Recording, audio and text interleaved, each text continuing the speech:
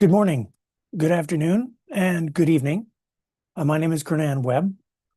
I am a professor in the Department of Law and Business at the Ted Rogers School of Management, which is located in Toronto Metropolitan University. But more important for today's discussion, I am the director of the Toronto Metropolitan University Institute for the Study of Corporate Social Responsibility. And I'm very pleased to have with me here today research scholar Atul Gorpad, who has done extensive research concerning the particular approach to corporate social responsibility in India done through the Companies Act of India. So it's a legally mandated approach, and looking forward to talking to him about that. Just to be clear here, all of the Toronto Metropolitan University CSR Institute sessions are animated by the idea of constructive engagement. That is to say, it's all about what can we learn from subject matter experts, and we come into all of the discussions with the view to this is a place where we can have honest and frank discussions and benefit from the particular experience and perspective that subject matter experts such as Atul have talking to an international community of government officials, intergovernmental officials, private sector individuals, civil society organizations and representatives, and academics and students who patch in for these sessions. Next slide, please. So we start off all of our sessions with this land acknowledgement, and that is to say that Toronto is located in the Dish with One Spoon territory. The Dish with One Spoon is a treaty between the Anishinaabe, Mississaugas, and Haudenosaunee that bound them to share the territory and protect the land. Subsequent Indigenous nations and peoples, Europeans, and all newcomers have been invited into this treaty in the spirit of peace, friendship, and respect. Next slide, please. We're also animated in all of these Toronto Metropolitan University CSR Institute sessions by the following definition of social responsibility, which comes from the ISO 26000 standard. ISO 26000 being a international standard, not part of the United Nations, not an international treaty or law, but rather the product of a consensus process involving governments, civil society, private sector, organizations, individuals from developed and developing countries to develop a standard on social responsibility. And that standard, ISO 26000, is more than 100 pages long, but it does include this consensus definition of social responsibility. And we use that as a kind of a touchstone for everything that we do here at the CSR Institute. Just to note that it basically indicates and highlights that it's about transparency. It's about transparency with respect to both decisions and impacts that an organization might have on society and on the environment. And it's all about contributing ultimately to health and welfare of society and sustainable development. It's all about taking into account the expectations of stakeholders. Note that that is stakeholders, not shareholders, so a broader ring of interests than just shareholders. And note that it's just taking into account the expectations. It's not necessarily meeting every concern of every stakeholder that's out there, is in compliance with applicable law, but also consistent with international norms of behavior, such as those you would find in the UN Guiding Principles on Business and Human Rights, or many other different ILO conventions and treaties and declarations and so on. And it's not only integrating it within the organization itself, but also in the relationships that the organization has with others, whether that is communities or workers or consumers or governments or peer companies, whatever it might be, as the case may be. So that's the definition that we use for all of our CSR Institute events. Next slide, please. We're also animated by this concept of sustainable governance, which basically hangs on the idea that in the 21st century, where we are bombarded by a wide range of fast evolving technologies and economic developments and political developments, legal developments, and social developments, and so on. Really, the only way we can effectively address that, whether as individuals or as corporations or other types of organizations or as governments, is through a combination of public sector action, private sector action, and civil society action, sometimes working together collaboratively, sometimes working in more independently, sometimes in more of a rivalrous fashion, using a combination of rule instruments. So that could be law if we're talking about government, but it could be standards if we're talking about non-state entities. They can develop standards of a variety of different sorts.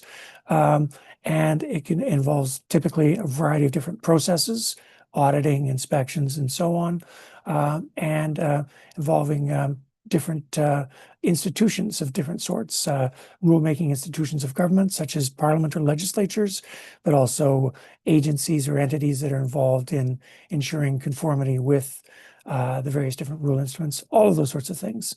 And as I say, sometimes it involves collaboration, but sometimes it involves more of a rivalrous check and balance dynamic among the different institutions, instruments, actors, and processes of government, the private sector, and civil society. Next slide, please. And then breaking that down, institutions are defined as specialized entities performing public interest-oriented functions. So it could be rulemaking, it could be rule implementation, it could be rule adjudication, dispute resolution, rule instruments. It could be laws, but it could be standards or voluntary codes or what have you. Processes, everything from the processes of rulemaking, the processes of conformity assessment, and what do you do when there is a finding of non-compliance. And then in terms of actors, it's all of the individuals within these various different institutions, but it's those institutions and actors and so on are themselves actors at a more meta level, in addition to the individuals, whether they are judges or auditors or members of parliament or whatever it might be. So it's a combination of all of those. Next slide, please. The CSR Institute regularly has these sorts of talks, and what you need to do in order to find out about these talks is just check the Toronto Metropolitan University CSR Institute webpage, and you can see upcoming talks, but also you can patch in and click on to previous talks and all the other things that are going on.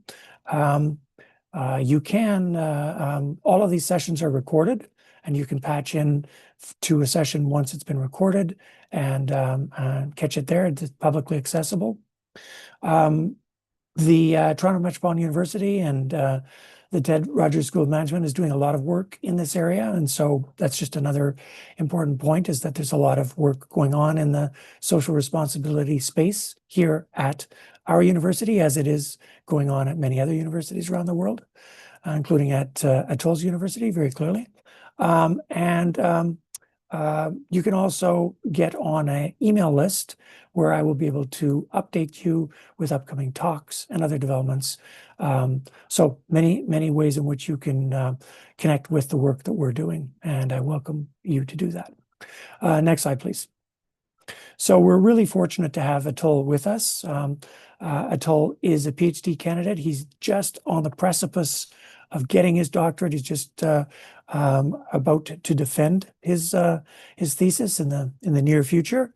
And he's at the Indian Institute of Technology, Madras, in India.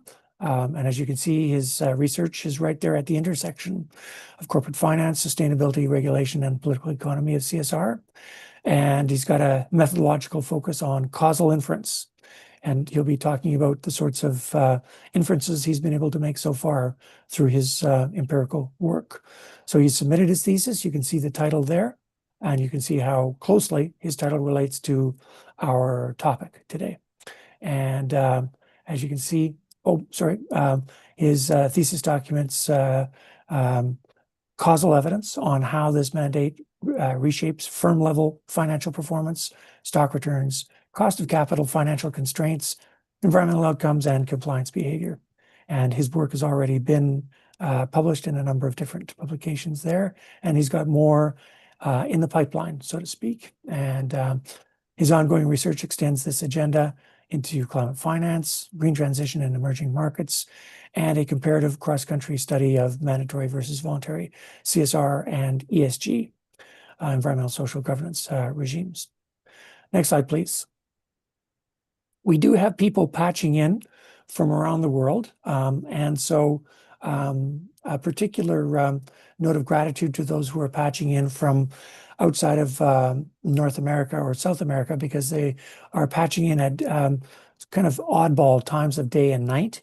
So that shows your dedication to the topic of corporate social responsibility. So props to all of you who are doing that. And just to let you know that if you do have a question or a comment or a thought while Atul is making his presentation and I'm interjecting with an occasional question or comment, if you have your own question or comment, email me, please, and I'll do my best to fold in your questions and comments into the conversation that we're having. So with that, Atul, again, we're very grateful for you taking the time to speak with us, and looking forward to hearing what you have to say. Over to you. Thank you, Dr. Webb. I'll just start with presenting slides then. Yeah. So slides are visible? Yes, they are. Yeah. So first of all, good morning and good afternoon, all of you. And thank you, Institute for Study of CSR, Toronto Metropolitan University, for giving me this opportunity to engage with all of you and present my work on mandatory CSR in India. And the evidence of world's largest corporate social responsibility spending mandate. So I'll start with I'll start with a shift of CSR over the century. So the debate on scholarly front between CSR is still evolving around the CSR definition itself, and would say what is rational for doing CSR. Taking from Milton Friedman's 1970s well discussed or well cited article to the recent development of CSR as a competitive strategy, or the nudge to have better market attraction, or have a competitive advantage of these activities. So, but still in all over the globe, there is a transition from all voluntary CSR to the mandatory CSR. Maybe in the nature of some places it's about disclosure, a disclosure of CSR report or CSR activity, whereas the India makes is the first case where CSR mandate becomes along with disclosure for spending, where the act mandates how a company has to spend some amount on CSR activity.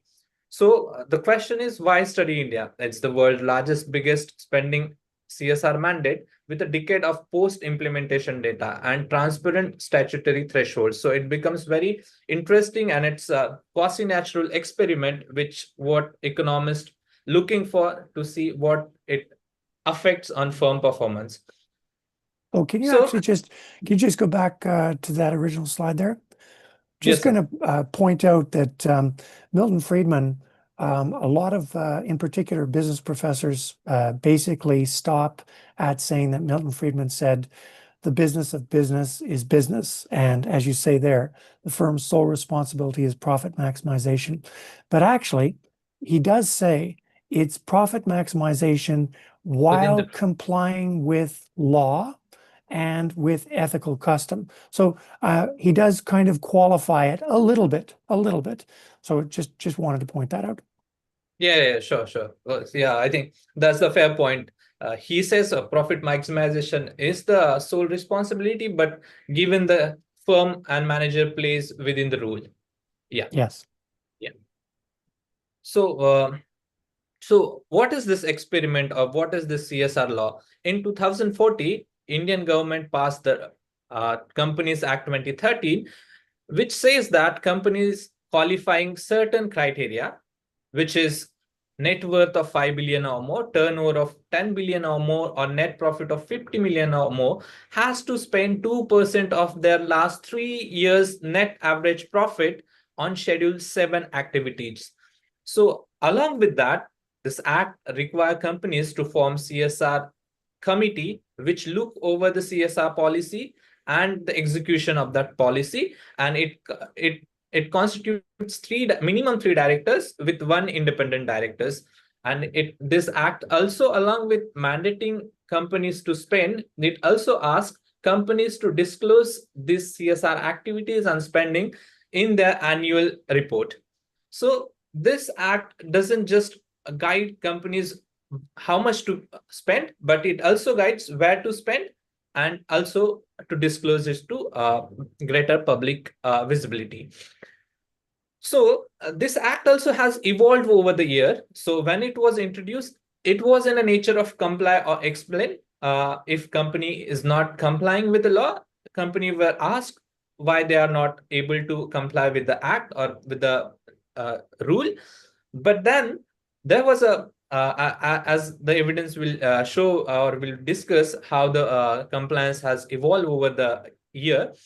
Uh, the Ministry of Corporate Affairs or the ministry has introduced a what to say amendment that if company fails to comply with the law, that was in 2019-20 financial year, if companies fails to comply with the law, company will face monetary fines along with the person who is responsible to conduct and oversees the policy will be held for responsible for the consequences and may face the imprisonment.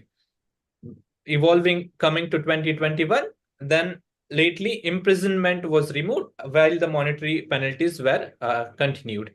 So far, looking back to a decade long of CSR, around 35,000 crores of CSR spending has spent last year.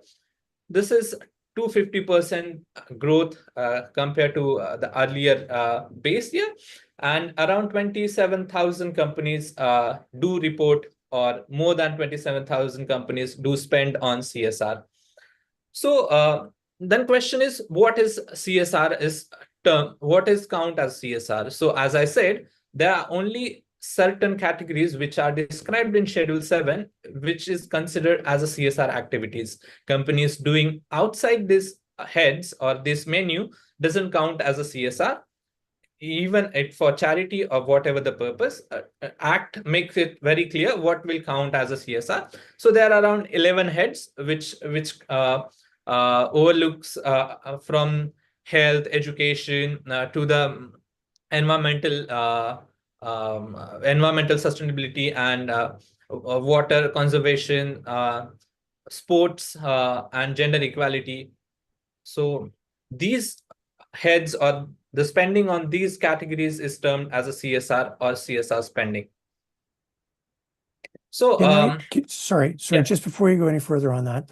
So Yes, the logic model behind the Indian approach is, if we can get companies to spend sums of money, as per, you have to have a minimum profit and so on and so forth on any one of these topics here, then that constitutes corporate social responsibility.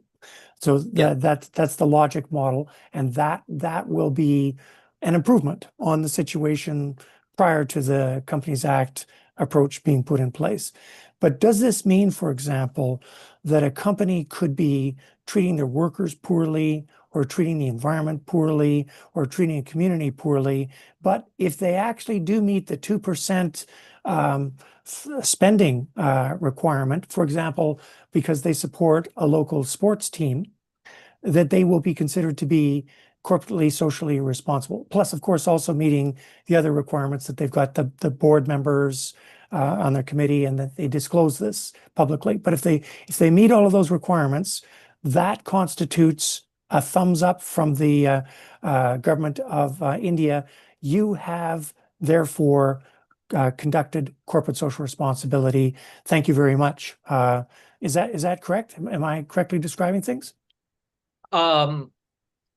Partially, but I'll say along with these heads, companies look and these activities company has to conduct where they operate, where they Right. It's got to be a local sports team, for it's a example. localized thing. Yes, yeah. Yeah. That doesn't mean that companies has a license to behave non-ethically with their workers or polluting the local resources. But along with that, these funds are help to what to say enhance those activities, but that doesn't mean if a company spends on this, but you can't rule out the possibility of greenwashing or smoke green by doing and spending the amount and doing non-ethical practices behind the curtain. There is a possibility of that. So Right. Okay. So the only reason why I'm getting at that is because technically, when you hear the expression mandatory corporate social responsibility, it could be mandatory corporate social responsibility because the law says you must do this with respect to your workers. You must, with respect to your supply chain, you must ensure this is in place. Human rights, you must do a human rights impact assessment. You must ensure compliance with that. And with respect to the environment, you must do an environmental impact assessment, and et cetera, et cetera. And that's also mandatory CSR in some jurisdictions.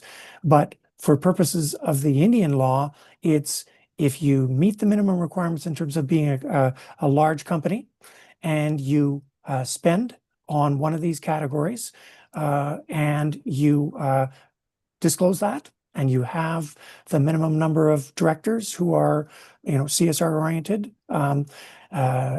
you have complied with the Companies Act. And so the company is in a position to say, I am fully in compliance with the Companies Act CSR requirements. And so therefore, Company X that I work for is a socially responsible company. And that's not greenwashing to say that. That would be something they could say, and they would not be open to any, for example, they would not be open to any lawsuits for misrepresentation or anything like that if they did that. Is that correct? Yeah. Okay. Well said, well said. Yeah. Okay. Thank you. Sorry. Please carry on. Yeah. So in this talk, I'll talk about the 5 questions which I undertook while doing my research. So how does this mandatory CSR increase the CSR spending? In prima facie, it's very obvious that, since it's mandatory, it should increase the spending. But you have to see underlying, this problem is not trivial. I'll give an analogy. If there is a blood donation camp and 50 people are coming and donating their blood, and the blood donation camp organizer sees, people are coming, I'll incentivize them through some monetary incentives. And it turned out in the second round, people who are turned out for us blood donation is less than 50. Why that happened? It might be because the altruistic utility people used to derive from doing CSR or doing better has come down. So in that sense, how this enforcement and how this mandatory act has shaped the CSR spending, we will talk about it in detail. Then how does market or investor perceives this CSR spending? Does this put a toll on shareholders' wealth, or it makes gives some benefits to shareholders or company? Then does this affect the company's financial constraints, cost of capital, both equity and debt, and how does it affect the environmental performance of the companies? And are So yeah, you when you say environment, do you mean environment as in the natural ecosystem, or do you mean the social and natural environment together? Or why particularly are you singling out the environment? Because that seems to be the only part where you're actually looking at the real impacts on the community is environmental. Is that the case, or can you explain that? in environmental sense, I will looking up to particularly what is the impact on companies' energy intensity. So Okay. yeah. So that's really the only in this list of questions, that's the only one where you're actually looking at the real impact, direct impact on the outside of the company, right? Outside the company. Yes, Yeah, yes. yeah. Well, just another point in terms of compliance with the law, and I know you're going, that's the first question you're going to address. If let's say I am a female owner of a company, and my husband is an athlete, and so what I do is he sets up a charity for uh, athletic activity, of which he's the main beneficiary of that.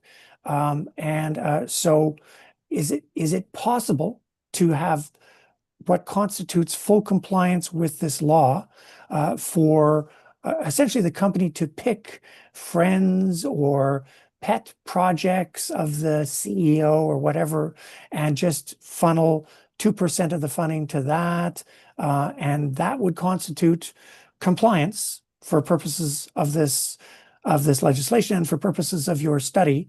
That would you'd be saying that company is in compliance. Yes. Yes, Okay. yes. Okay. To be precise, or to be companies have their own foundations, which are the trust or charity trust. Companies, not every companies, but big conglomerates do have their own foundations or charity trust. So some or sometimes most of the funds goes to those foundation, which were already were there while the act was come to establishment. Prior to that, they were working through that model. After that, also they continued with that, and some companies have started or established new foundations or trust and started working with this. So there is a possibility, and what you said, there is a possibility of that way also, and there is a way company do work on that line. Okay. Thank you. Yeah. So again, to the much debated theory and logic that CSR is beneficial for the companies, that's as a stakeholder value view says of Freeman and all, through the reduction of asymmetry, information asymmetry, and giving the signal to the market, we are doing CSR because we value society, or we are doing good, as saying goes, doing good while doing well. Whereas the neoliberal school of economic theory, which says that the resources company has in hands are scarce, and it should be invested into the project which has a private net net present value positive. So this contradiction creates the tension that does this externally imposed CSR creates value or destroy it for shareholder, or it distribute cost and benefits across different stakeholders. So this was the central question I started to answering. What happens to the value creation around the companies? So these all stock return, financial constraint, and cost of capital. These measures are in line to answer this particular question. Yeah. Are you familiar So with the distinction between outputs and outcomes? yeah, yes, Professor. So this does strike me as you're measuring outputs and not necessarily outcomes. Not necessarily outcome. Yes. Okay. All right. Sorry, carry on. Yeah. So to explain the scenario or the sample for the study, the sample or the data is collected from the CMI Provis database, which is the well-used database in Indian company level data, which provides financial and governance related data on the companies, both listed and unlisted. For CSR data, some data is like sourced from National CSR portal. Some financial data is also sourced from Bloomberg terminal. For period for the study is from 2009 to 2023 for first compliance objective, 2010 to 22 for capital market related outcome. Sample varies from what objective we are looking for, and there are different toolkits I have used for doing my analysis. But main identification test is a DID setup, where I look, because of this a quasi-natural setup of this regulation, it divides companies into different categories as I shown here. And I took treatment and control variable as B and C category, which were doing CSR prior to the act, but was not asked or not mandated after that as control group, and companies which were not doing earlier but asked to do as a treatment group. Sure. So coming to the first question, what happens to compliance and architecture of enforcement? So did mandate actually change the CSR spending? So as I give the analogy of a blood donation camp, when the mandate comes in, the earlier studies showed that mandate has actually crowd out the companies which were doing earlier more than what was asked. So there was a evidence shown that it actually crowd out the CSR spending. But those were very initial years of CSR spending. So I asked, okay, it has been a decade, what happens right now? So then I started looking for the data, and I have come to evidence that it has started, that as it is visible here, there is increasing trend in CSR spending. Yeah. But where this spending is, where does this spending goes? So as we see in the map, the most of the CSR spending goes to the 5 highly industrial states out of 28 states in India. So the CSR spending is concentrated in already industrialized zones of India. So it actually goes to the area which were comparatively already much in well position than the other. And most of the time, this spending goes into the heads like education and health and rural development, which is particularly very good tick box for the companies to opt for, because it channelizes, like you donate for a school, or you donate for a school program or education program, and it counts as a CSR. Would it be also correct, though, Atul, that if you were to just, instead of having this map being a map of CSR spending, if it was a map of where are the 27,000 companies that are subject to the Companies Act CSR requirements, where are their headquarters? If that was just mapped on this, not their spending, just where are they headquartered, would it look very much like this map?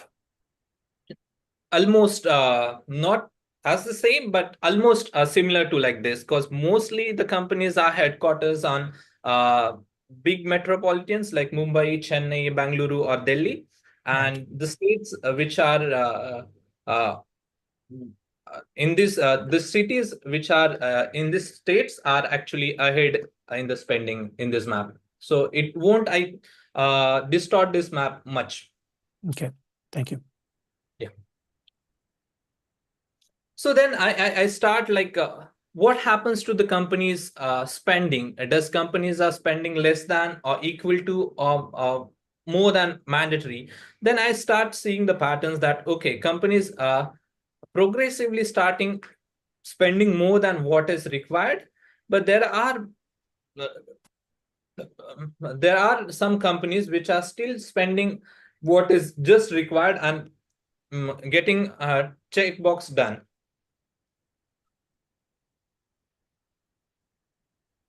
Yeah.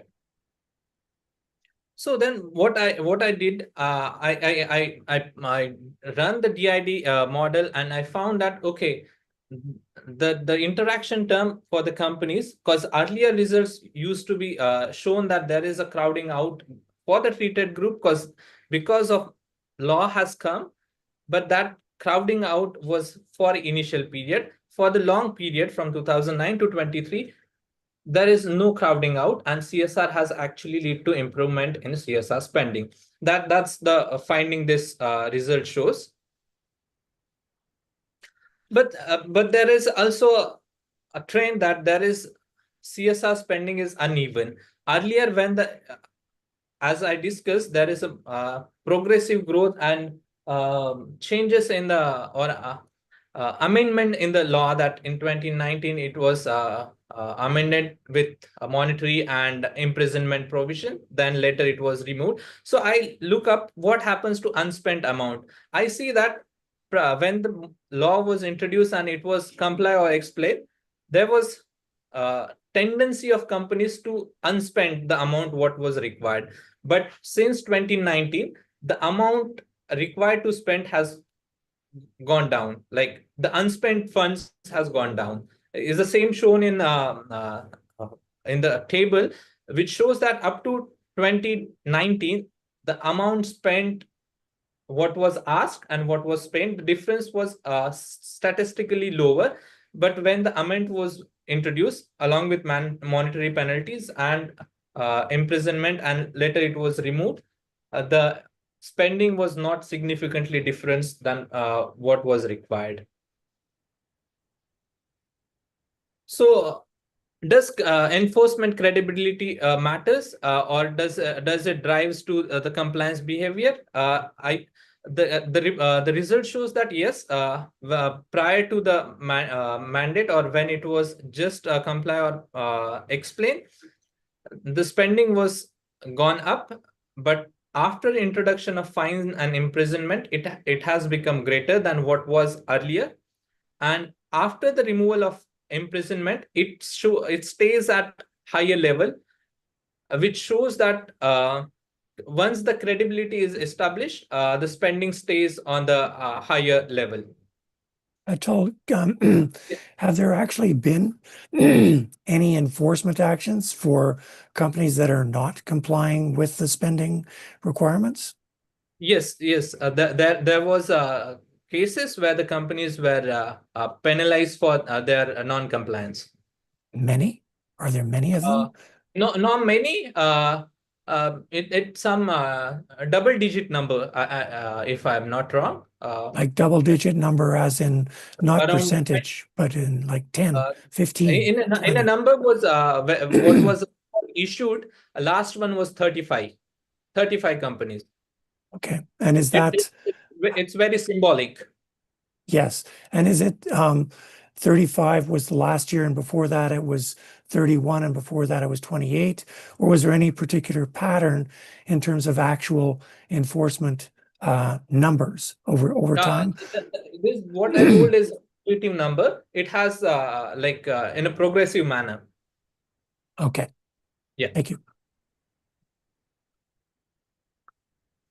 So then the question I asked, like, how does this spending goes ahead? Companies are complying because of legal risk, or they have a altruistic behavior or altruistic motivation to comply with it. So we figured out companies which are more, which has a more legal risk, will tend to comply with the law, and companies which has a less legal risk will try to go with comply or explain or spend minimum and report. We will spend or explain why they are short of it. So we proxy legal risk by the amount companies spend on legal fees.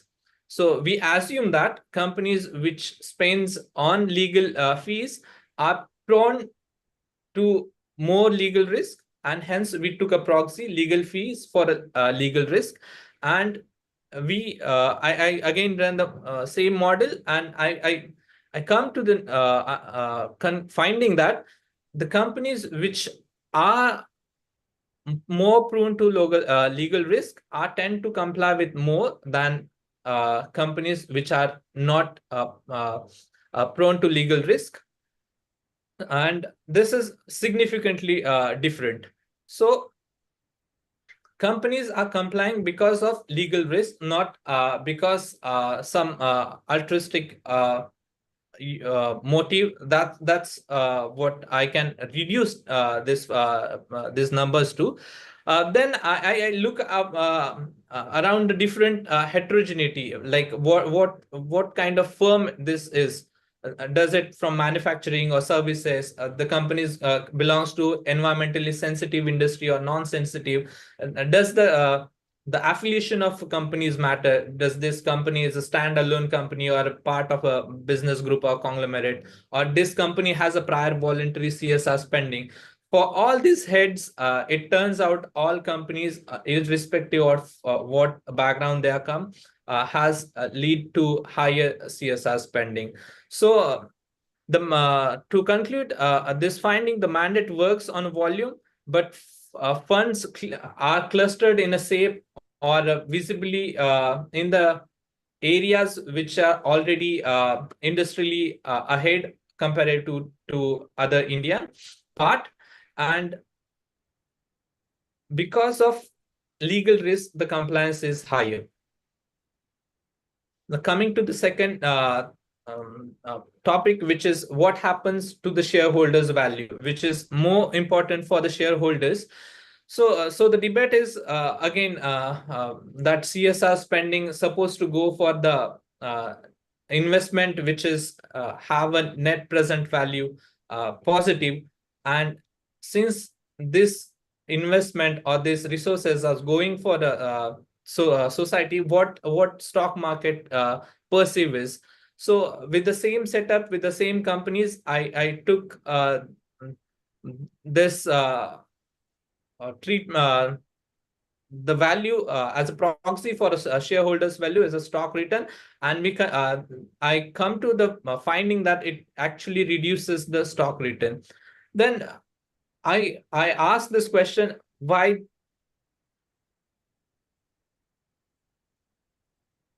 Yeah.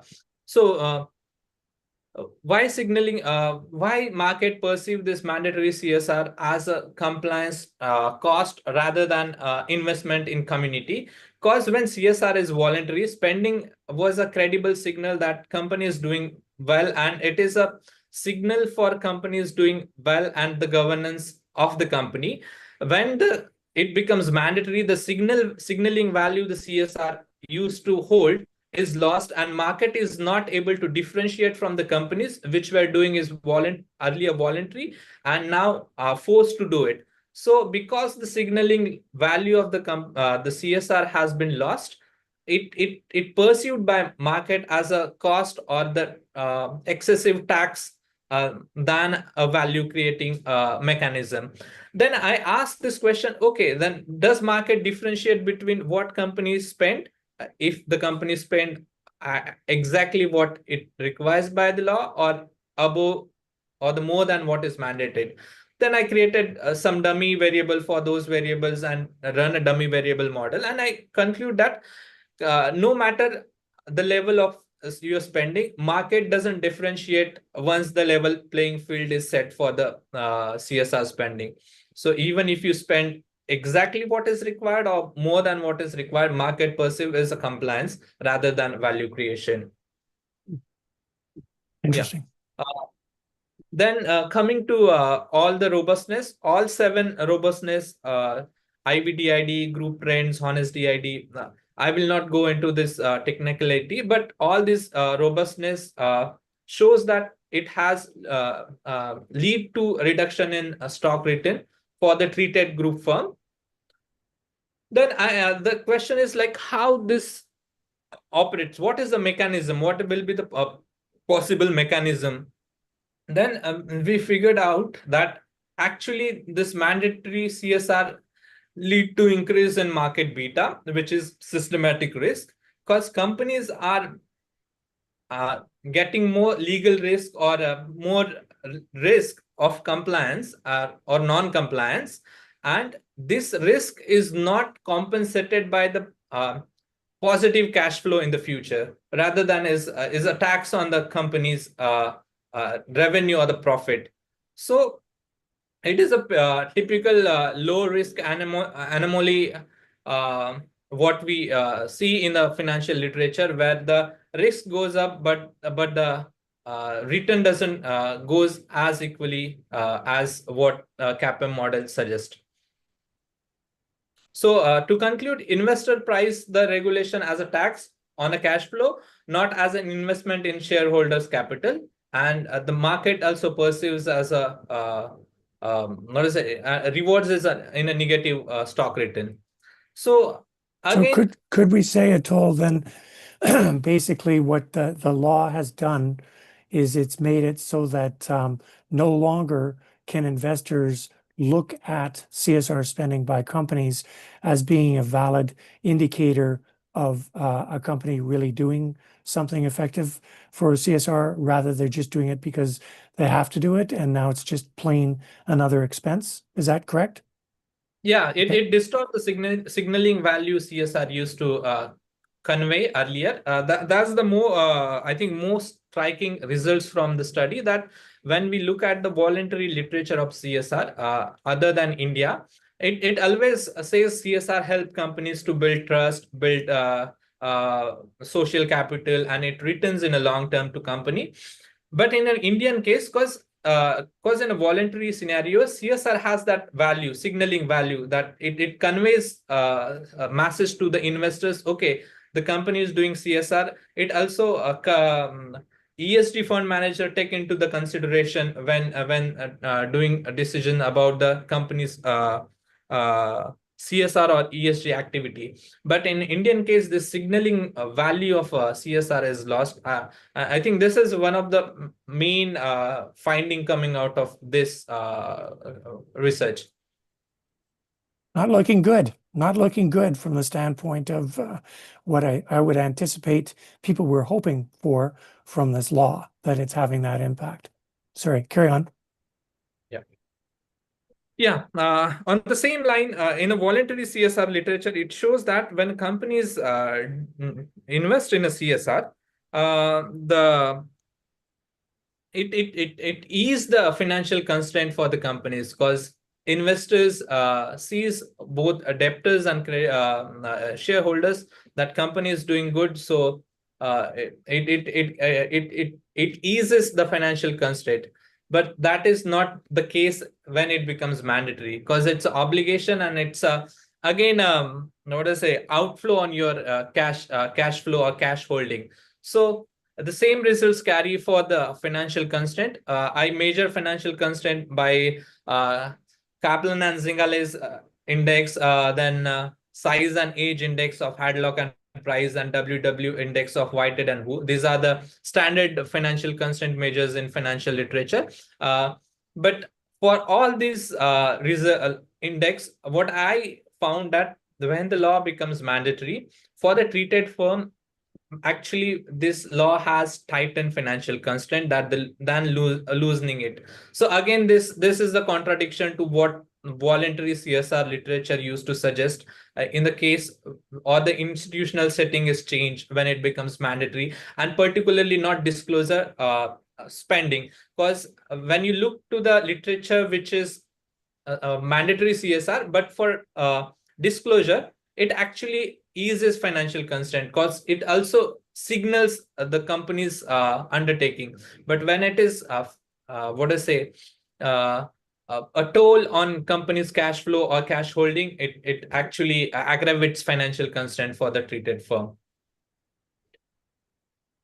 Then I look to this. Okay, the financial constraint has gone up, but from whom it has gone more? Like it does the the capital raised by companies is the both debt or the equity capital, or the equity holders and creditors are perceiving this CSR is in the same way or in a different way, or they perceive CSR asymmetrically. What I interestingly found that creditors sees CSR as a good sign or a positive thing, and it lowers cost of debt, while as it increased the cost of equity. Why I was like, why this has happened? It because both creditors and equity holders perceive CSR as a differently as a signaling value. For creditors, uh, creditor interprets mandatory CSR as a regulatory and reputational downside risk, and it's a mitigation. So if a company obliges with it, it reduces the downside risk, and it also shows that a company has a good stock, what to say, cash flow. So debt holders perceived it positively, and there is a reduction in cost of debt. Whereas for equity holders or the cost of equity front, it drives up. Atul, I'm just noting the time and just wanting Yeah. to encourage you if there are some parts you want to highlight, other parts you want to skip over, given the amount Yeah. of time left, Yes. I leave that to you. Yeah, I think I won't take more than 5 minutes. Now, coming out of the box from the financial side of companies, or what happens to stock return or cost of capital or financial constraint or compliance for the companies, but I see what happens to the general environmental outcomes, like energy intensity per se.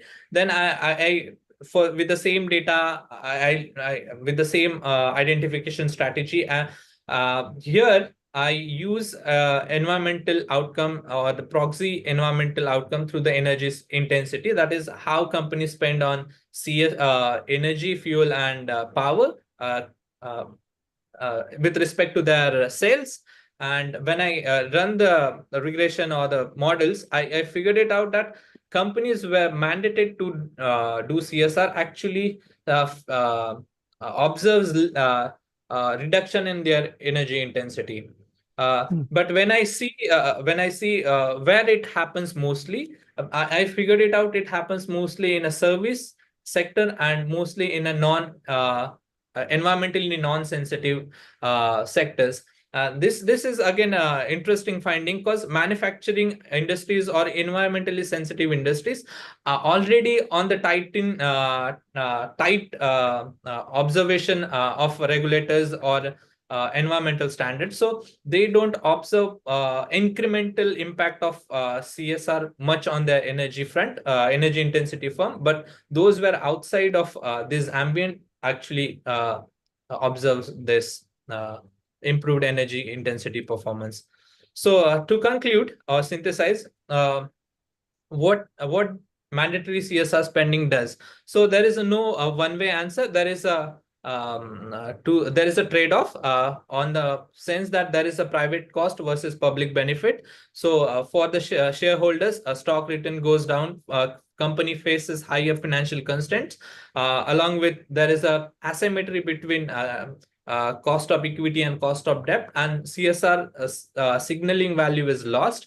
Whereas there is huge amount of private funds are moved for a social cause or social good, social cause or CSR activity. Then it also leads to a lower energy intensity. Yeah. Is the same conclusion for the all 5 studies. These are takeaway. I'll come to the takeaways. If a time permits me, I would like to discuss that there is a debate going on that CSR can be a tool for handling polycrisis, and I think if you see Indian CSR or the Schedule 7, it overlaps those polycrisis heads. What is now under the discussion. So I think this area of research can be extended. Uh, but to come and to final takeaway, the mandatory CSR spending is not equal or not give the same benefit what voluntary CSR literature suggests. Uh, the enforcement credibility matters when the mandatory CSR spending was implemented.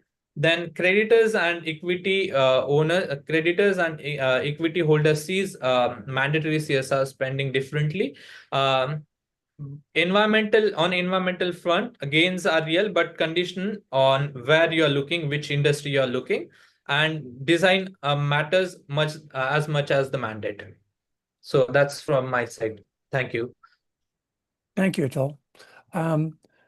This reminds me of something I notice in my classes. Unfortunately, I notice this in my classes, but I'm sure this is true worldwide.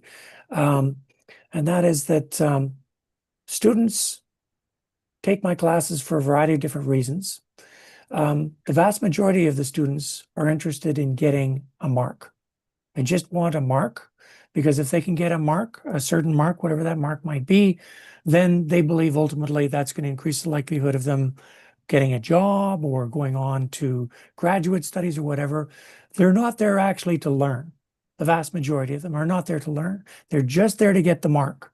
And but because they all have to go through listening to me and then taking the exams and so on, there will be a small subset, a very small subset, who actually will learn something. And you'll see for them, what happens is they're not just saying, is that going to be on the test? For them, they come out of having taken the course, actually having learned something, and they start to apply that. Whereas the vast majority of students will immediately forget having ever taken the course. It was just a mark, and that's whatever. The reason why I bring that up is because I think that companies behave more or less the same way.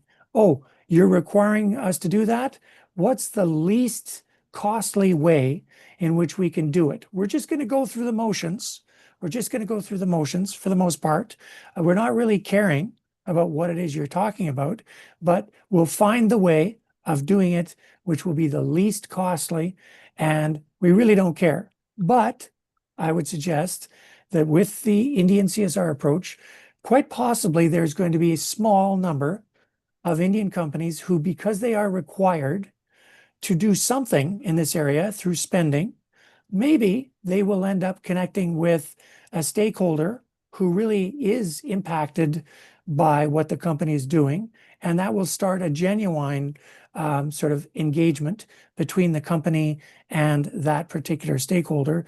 And that will lead to some real substantive improvement on a particular issue, environmental issue, worker issue, consumer issue, community issue, human rights issue, as the case might be. But that's going to be a tiny, tiny fraction of all of the companies who will actually really benefit, substantively benefit from it. And that's an unfortunate effect of the way in which we teach in my classes. That's just a tiny number of students who actually really are there to learn, want to learn, do learn. And it's probably similarly just a tiny fraction of companies that substantively alter their behavior so that it's actually addressing their real environmental and social impacts. And perhaps they are provoked to do that, incentivized to do that, because there is a law that says 2% of your spending must be on one of these categories. I don't know whether or not you agree with that or disagree with that, but that's what occurs to me. Your findings support that sort of observation. Yeah, I think that there is a very much or a large amount of companies which actually just do CSR as a tick box activity. As I show you the distribution also Yeah. on company wide distribution, like how they are spending equal to what is mandated, more than or less than. So there is a, I think, company proportionally more who are spending less than or what is just required, leave that more than. So I think there is a very small amount of subset of companies which actually taking CSR as a way of seeing things or doing things better for society, whereas companies we just do for the as a tick box activity to just comply with the regulation. Well, it's of course disappointing to hear that, but it's also very good to have empirical support for that, because perhaps that empirical support for that will lead to a change in approach in India. Do you think that's possible, that there will be a change in approach? Or is now everybody so happy to be able to say, look, we spent this money, we're a good company because we spent this money? What do you think is the appetite for altering things to a much more effective approach to actually getting Uh, real substantive change? I think when it was introduced, there was a like a resistance from a corporate world to CSR being mandatory. But over the decade, I think from the society or a media, CSR as portrayed as a nation building activity or contributing society, whereas also the political economy of CSR, because these funds are deployed in a local constituency of, let's say, a member of parliament or member of legislative assembly. They can utilize these funds for their what do I say, their benefit or maximizing outcome in their constituency. So there is this political economy also has evolved over a time period of the time. So I think there might be the evolution, I can say, but it's very unlikely in a near future that the government or a company or corporation uh, uh, could go back of this track. And yeah, I think that's what I can see for right now. Because recently, I think this year, the bill has been introduced that only the threshold has been increased, which was Mm. because of earlier what was 50 million is very low. Now it's maybe say 100 million or 1 billion. So the criteria has been revised, but there's no consideration to going back or putting off this policy in near Right. future at least. So it's just more of the same. Okay, well, that's again, that's disappointing, but hopefully your research will push some part of Indian society to push the government to change its approach. And but in the meantime, wishing you success in your defense. And on behalf of Toronto Metropolitan University and the CSR Institute in particular, thank you very much for taking the time. Best of luck and future success in your studies and beyond, as the case might be. Thank you for this opportunity to present my work. Thanks. It's All the it's a best. really good time.